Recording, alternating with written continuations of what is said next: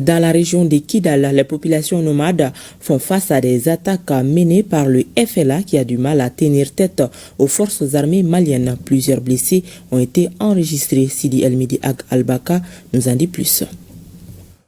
Le FLA, affaibli et dispersé par la force des FAMA sur le terrain des opérations, affiche sa lâcheté et s'attaque aux paisibles citoyens dans les zones destinées au pâturage. Incapables de tenir tête aux FAMA, les combattants de l'obscurantisme ont pillé, volé, saccagé des maisons de populations civiles dont le seul péché est de refuser de suivre des brebis galaises dans une aventure suicidaire. Sidi Ham Agbek, un jeune nomade de la tribu Imrad, pour avoir refusé de trahir sa patrie, le Mali, a pris plusieurs balles.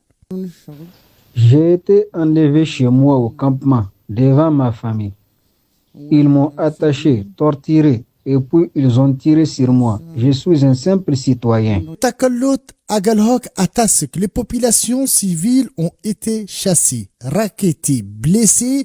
Même les femmes, les vieilles personnes et les enfants ne sont pas épargnés. Ils sont venus vers le crépuscule et sans pitié, ils ont d'abord tout détruit et emporté le reste.